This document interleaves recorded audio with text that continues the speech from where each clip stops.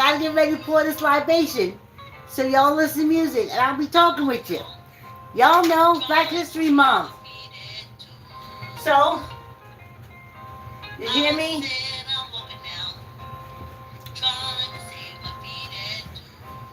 This was last night's pour.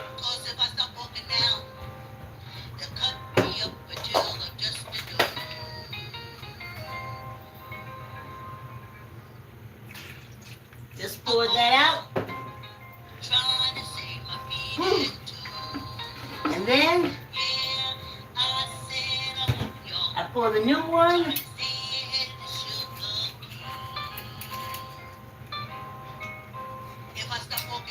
I just try to do the flash of the ball so y'all know I ain't BSing y'all.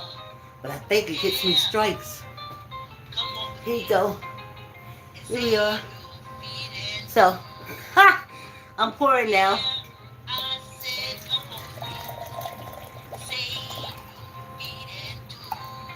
Here we are. Yes. Healthy pour. Oh, you can't see it because my hands was covering it. Healthy pour. Okay. I should open this cigar. This new cigar. I see it says pull. Okay, here it is. Alright. I got 2 cigars for them. So the last one is down to a nub. I used to be around cigar smokers. And they don't smoke roaches. They smoke cigars, honey. They do not smoke roaches. But hold on. I gotta bite the head off. And, hold on. There you go. There you go. Ah! Ah! Ah! Ah! Here we are. So I bit the head off. Now I gotta light it. Hold on. Let me see if y'all can see the smoke. I know I can't smoke on it, but hold on. Okay.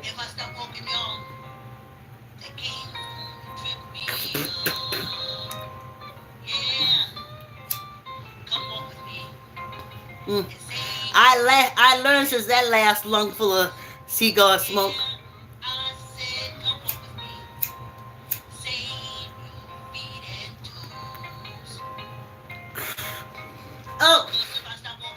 Oh, it just made it slip. But it's lit. Okay, here we go. Now I can start walking. Yeah, y'all. Let's get everything started. This is our last year of walking.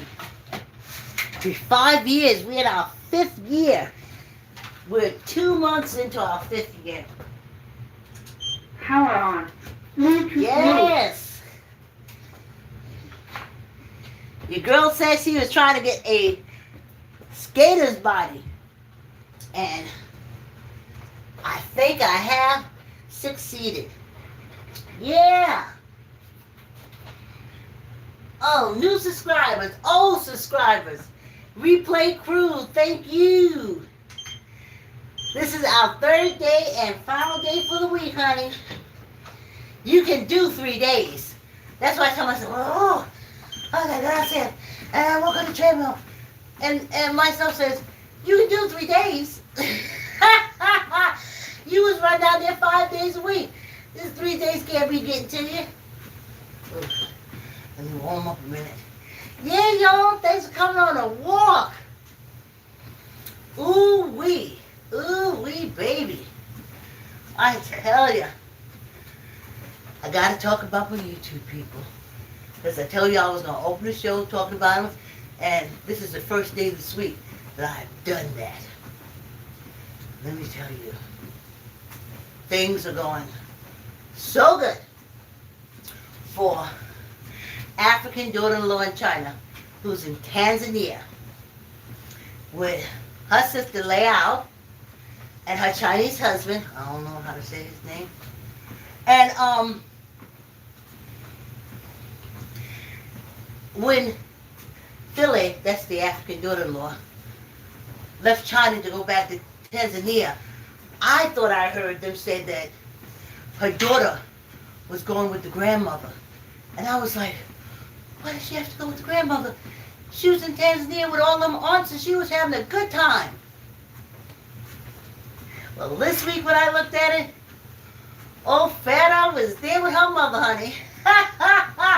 She was having a good time with her cousins and her aunts and everybody who looks her complexion. That girl was loving it. So then, they going on because they building a supermarket. That's how you do it, y'all. That's how you do it. They got enough family to run their whole business 24 hours. And they're building it now. And it's just so great. For me, I see, because the husband, Philly's husband, did come to Tanzania. I think they stayed there for a whole month a couple of years back. So, I think they could all live in Tanzania. I don't think that should be a problem. They're opening the business, stuff like that. I don't know what problem China had with them. And then also, I was so upset because Feli's sister and the husband is in Tanzania and the little boy Kai is in China with the old grandparents. So I was like, dang, you know, he want to see his family. And just as fast as that, I saw them once they get that store put up together. I see them getting Kai in Tanzania and having a few more babies because Leal's husband is an only child. And y'all, oh no, he got a sister. Okay, just two of them. But some tell me he want a lot of kids. Now in China, I remember when he said he wanted another kid, I think the mother said something to the fact of how you going to pay for him, how you going to take care of him. You know, like American mothers. But running a store in Tanzania, ain't nobody going to stop you from having no kids. So, that's good. That's African daughter-in-law in China. But Philly got sick. They was out doing something. I don't know what's going on with her. But she said something about medicine. And she got herself together. And then she went back. So that was good. And then, yes, y'all. Love it. My Nepali village. I love it. Love it, love it, love it, love it, love it. I love it. I do. Oh my goodness. I love the scenery. I love the kids. And I gotta say, on both sides, I'm just so thankful that y'all let the cameras come in there and show your life and share it with us. Because I was getting sick and tired of all this blonde hair and fake titties. I was getting tired of it. So, I thank you. And then, Rose and Anze. Now, Rose is from Uganda. And Wu Yang, see, her husband's name, I learned. Wu Yang is Chinese. And they had a son, Anze.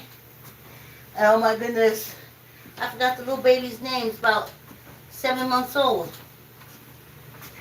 They just built a house. And Wu Wang worked very hard on that house, let me tell you. Something else. And, so, now family's coming over. And his 2 nephews are coming through. And in my head, I'm like, y'all better watch this production and get in that camera as much as y'all can. Y'all get ready to carry home with y'all a whole, a whole salary, a whole money-making machine. Because we'll follow you from Rose's house to wherever you are, because we're interested and we've been seeing you. So that's great. Yeah. I love my YouTube. That's why I said cut the cable, honey. Cut the cable. Yes. Yes. And, okay, my Holly Village. Oh. And she's pregnant. But let me tell you something. I just started looking at it when third sister was like, I don't know, 2 years old, and the baby had just been born. That's number 4 sister. Let me tell you something. Number 4 sister sings all the time. She loves singing. If there's any kind of instrument, she's tapping. She is dancing. And that's an example of a child being born with music in them. She can pull a song out of anywhere.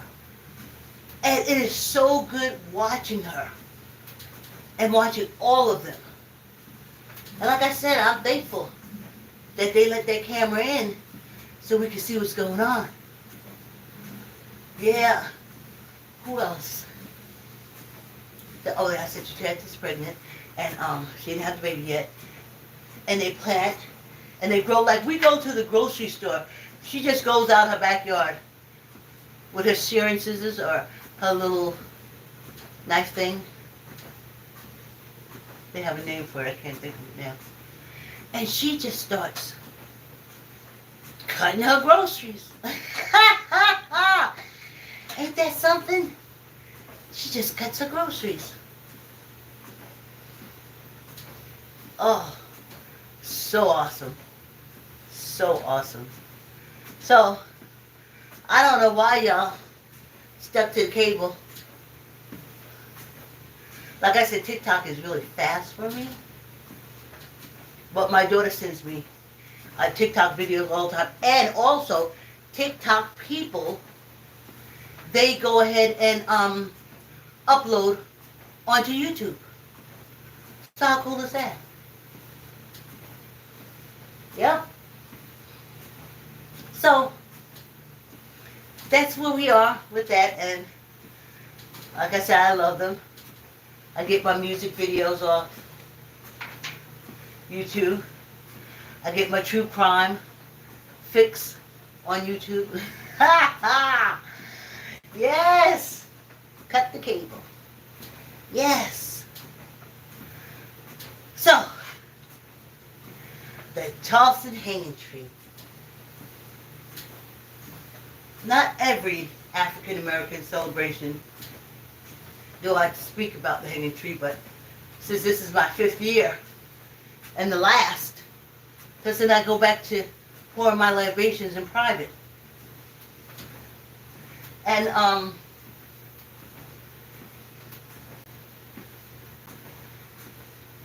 when I was a teenager, first went to Charleston, South Carolina, and I would not have stayed down there if it wasn't for my girlfriend Audra. Her backyard and my grandmother's backyard met. Audra was in the 10th grade, and I was going into the 9th or 8th. They hold you back. But this is the craziness. You go down south, they hold you back because you come from the north, and if you go to the north, they hold you back because you came from the south. So, me and Audrey, we hanging out, we talking, we walking everywhere. She was a walker like me. And we're talking, and I'm saying, you know, Audrey, I said, it's terrible about those people, because I came from New York, and I used the J word, but the true name, because the ancestors here, is German Ethiopians. That's where the Hebrew culture comes from. The Ethiopians brought in the Hebrews and the Christianity. So, I would say it's horrible, and it's terrible. And I remember Audrey just stopped and she looked at me. And she said, "You so silly." And I said, "Silly? Why am I silly?" She said, "Come on, let me take you to the hanging tree." I said, "Hanging tree? Wow. Hanging tree?" And she said, "Yeah." Said they used to hang black people. I didn't know. We never said anything about that. I said, "Really?" And though I was a teenager, I looked at it on TV and they would show them in flashes during the marches and stuff. I never connected it. So we walk, and she takes me to the tree, and she said, "Here's the hanging tree." It just looked like a regular big tree. I mean, it would take like 3 people hand to hand to make the base of it. 3 adults, maybe 4. And I remember looking up at it, and I said, "Audra, they hung people? Well, what did they do?" And Audra again said, "You're so silly. They ain't do nothing but be black." And I remember saying, "Wow. Wow. That's all I had to do was be black? Wow. Ain't that something? Just be black." So, me and Audrey used to walk after choir rehearsal, after school. I didn't have to go home. I didn't start volunteering then. Can't remember. Chicken egg. And we would walk from school, go to see the hanging tree. I walk around it, look up. I got a connection with it. And then Audrey wanted me to teach her how to start smoking cigarettes. Because when I was running around Harlem by myself, I was a smoker. Staying in that apartment by myself? Heck yeah. So, but it had been 2 years because I was with my father. So I said, Audrey, I said, "Yeah, I can teach you how to smoke." I regretted that, and I never taught anyone how to smoke again. Never did it. I totally regretted it. Totally regretted it. Well, anyway, I said, "Yeah, Audrey, I teach you to smoke." And she said, "Well, we can't smoke over here because they know me and they know your grandmother." And I said, "Okay, where are we going to go?" She said the old slave market, which is all the way on the other side of town. What they used to call the white people's side of town. And where the business district is. You know, you have the coloreds, the business district. So, we walked there, and we're sitting down. They only had crates and stuff. There was nothing in it. Now, I've seen it's a whole thing. But I'm talking about 1973.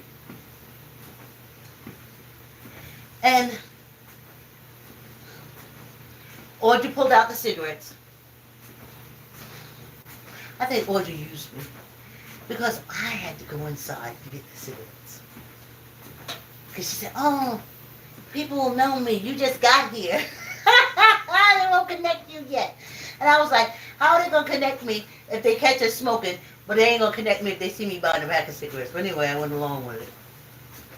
And we went to the old slave market off Calhoun. And we leaned up against the wall because I can tell you it was just like crate stuff. There was nothing in there. And I taught Audrey how to smoke. That's when she took her first puff. And of course she started choking. And then of course, though I hadn't smoked in 2 years, I had to smoke and show her how to do the inhale and stuff. And I had to show her how to do the smoke in the nose and roll around thing. And I'm not proud of it. Oh, hey, John. Hey. So I'm not proud of it, but she did get the hang of it. And she liked it. So now, instead of us going to the hanging tree, we're going straight to the old slave market. So Audrey could smoke her cigarettes. You know, we never thought of the fact that when we returned, or she never thought of the fact that when she returned home, she'd be smelling like smoke. And she didn't stop. By the time she got her car, we were driving around, she was smoking in it.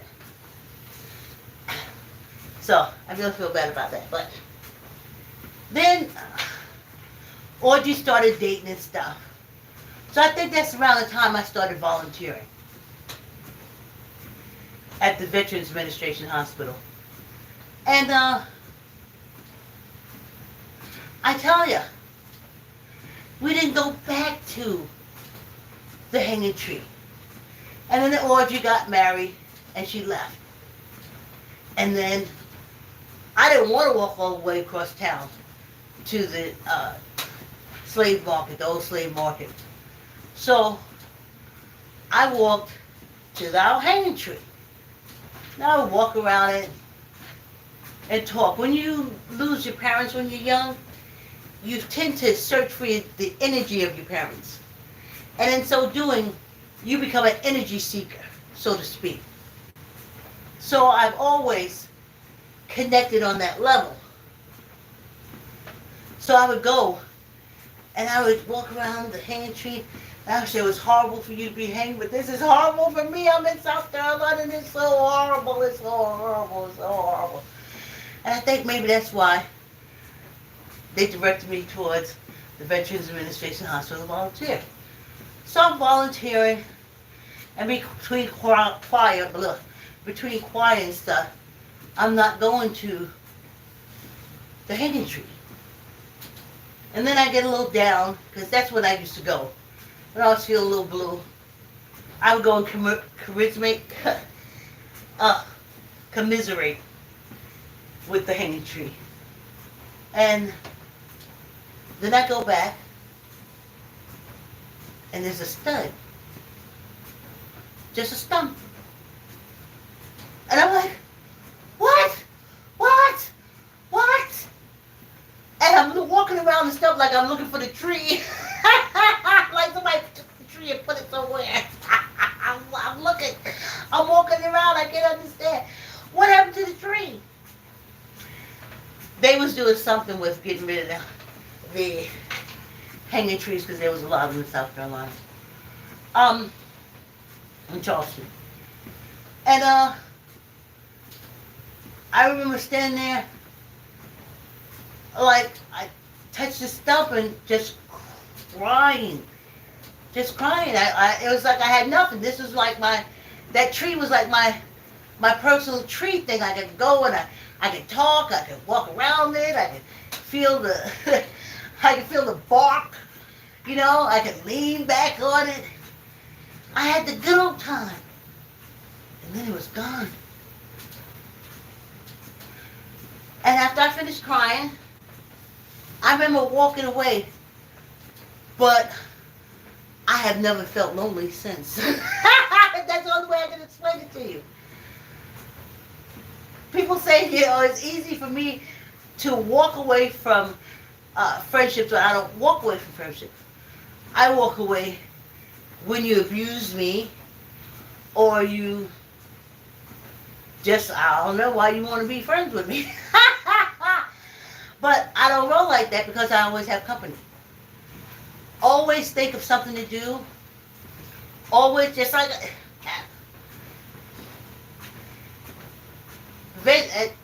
volunteering. Certain things in my life, certain situations that were put in where it would be dangerous for other people, I stand back and say, wow, wow, whew, that was close. Um, and like I said, never lonely and never bored. And at 67, I just put it together. You know, because I'm getting ready to get out of here, so I be throwing questions out there that I need answers. I'm like, I'm finna get out of here, so you can just go ahead, please, and answer these questions I've been asking for these last 50-odd years, if not more. I started at 5. What the hell is this? So, oh, I went over, y'all. We gotta listen to the letter from the Congressional Black Caucus. Y'all keep going. I'm sorry about that. Here we go. Come on now. Be nice. History. Oh no, I don't even need that. Hold on, y'all. Oh man. Easy peasy bowl of beezy has gone out the window.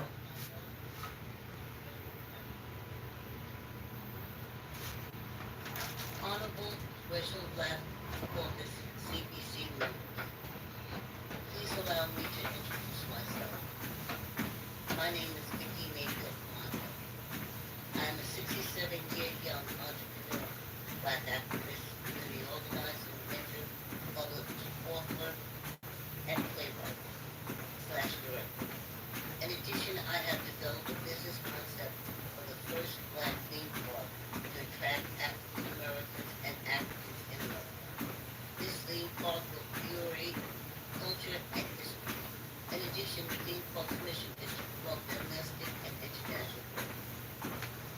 I write to the members of the Congressional Black Caucus CBC as a concerned African American statesman.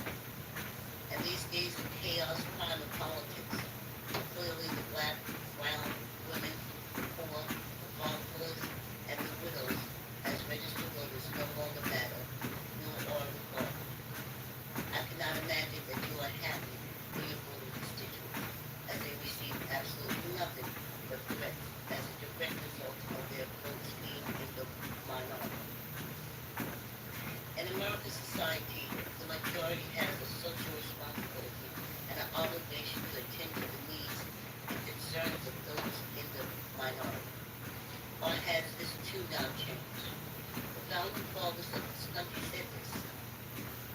It is my opinion that if African American men, women, as voters are to be counted and respected, our votes must come from an alternative, organized, and unified political party.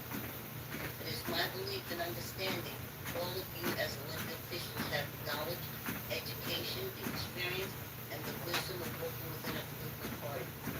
Therefore, developing an alternative independent party should become your medium-term goal as representing political body and caucus. Therefore, I respectfully urge you to consider the formation of a political party representative of the black, brown, women, the poor, the fatherless, and the widow populace.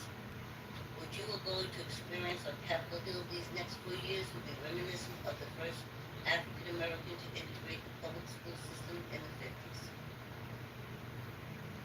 You're going to be left out of meetings and secrets. You're going to be openly mocked and ridiculed when you report on this information you've been given. You're not going to get any real money to take back to your districts that you all were sworn to represent. Sadly, there's nothing you will be able to do about it because those across the aisle aren't interested in your power-based voters. This is because you don't have a political party to show the true number of votes you have. Your across the aisle colleagues are of the mindset that Black America voted for the Democratic Party. To be very clear, we voted because we invested our votes individually to members of the Congressional Black Caucus, not the overall party. I became a registered voter at 19 and have been exercising this as my right. I remember when the late Lyndon B. Johnson signed the Voting Rights Act after my mothers and others attended the March on Washington. Today, I'm also a YouTube creator who works on the federal politics on my channel and my subscribers who listen. Let's get to I have participated in every level of political campaign support. We can finish that next Tuesday. Let's get this weight thing going. Yes, y'all, yes. The month is almost over. The month is almost over. Yes. But so much good energy and so much information. I can't wait till we do our 6-number shake. I can't wait. It's been a lot of energy, and I believe I've connected to it.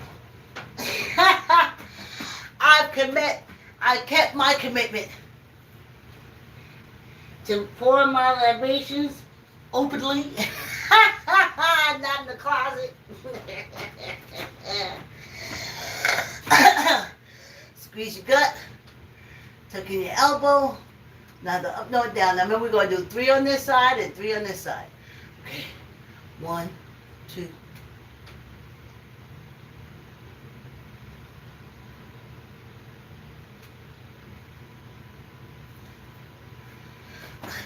Squeeze your gut, tuck in your elbow.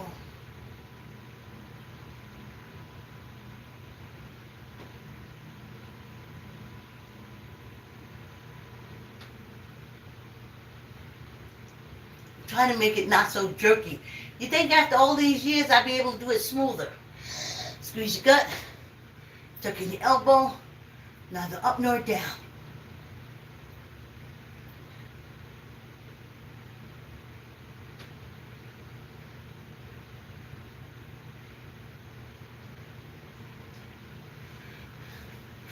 Squeeze your gut, tuck in your elbow, neither up nor down. 1, 2, 6, 7, 8, 9, 10. Squeeze your gut, tuck in your elbow, neither up nor down.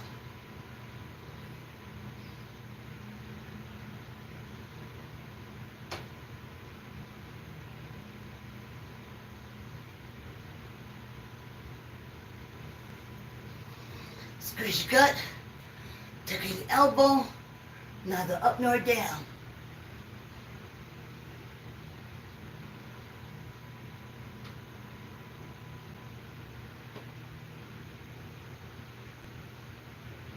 One for good luck. Yeah, y'all, yeah. We knocked out this quick 25-minute walk. How can you not do this? Keep yourself healthy. Whip, whip, bang, boom, rest of the week. Thanks. Thanks for the 100. Y'all like, comment, share. Tell the uncle, tell the auntie, tell the cousin, tell a friend to subscribe and exercise with me. Thank you, John. Thank you, our best moderator. So me and John, we can catch you on Tuesday. Thanks for coming out on the walk. Look at this mouth. Thanks for coming on the walk. Have a great weekend, y'all. Thanks, John. See you on Tuesday.